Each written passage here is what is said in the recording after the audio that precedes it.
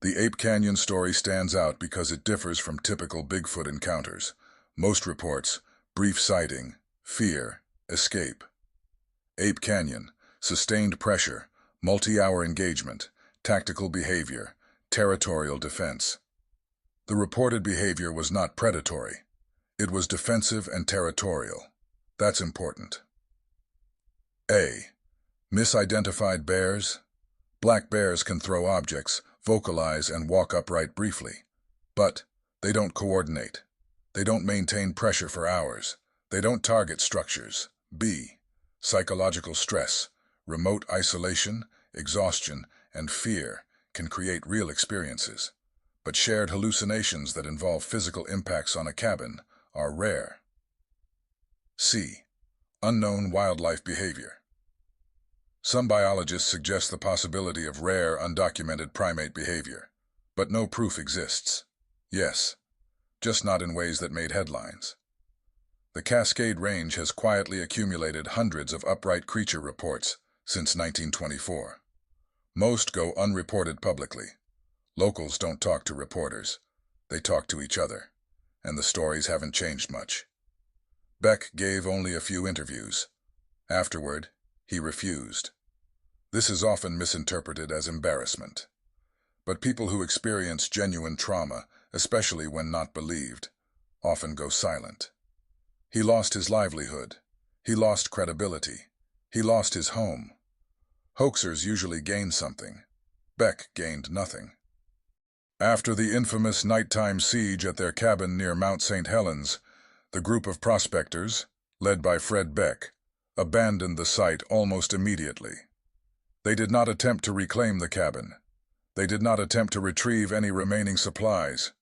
They left in a state that witnesses later described as shaken, sleepless, and deeply unsettled. Beck himself reported that he was hospitalized for several days afterward, due to what doctors described as nervous exhaustion, a common diagnosis at the time for trauma-related symptoms. Did they go back? No. There is no record of Beck or his partners returning to Ape Canyon to resume mining. Their claims that they had discovered valuable ore were never followed up with filings, surveys, or sales. This is significant. Men who believed they had found valuable mineral deposits in the 1920s did not walk away easily. Claims meant money, security, and status. Their decision to abandon the area entirely suggests the fear was real to them, whether the cause was biological, psychological, or environmental. Newspapers at the time treated the story with a mix of fascination and ridicule. Some headlines were sensational. Others openly mocked the men. Scientists and outdoorsmen proposed explanations: bears throwing rocks, wind dislodging stones, stress-induced hallucinations, coyotes, or elk noises. But none of these explanations fully accounted for the coordinated, sustained, multi-hour bombardment described. Importantly, no one accused Beck of fraud. He had no financial incentive. He lost his claim, reputation, and stability. Contrary to popular belief, the Ape Canyon incident was not isolated.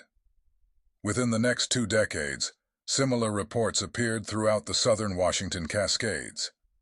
1925 to 1927.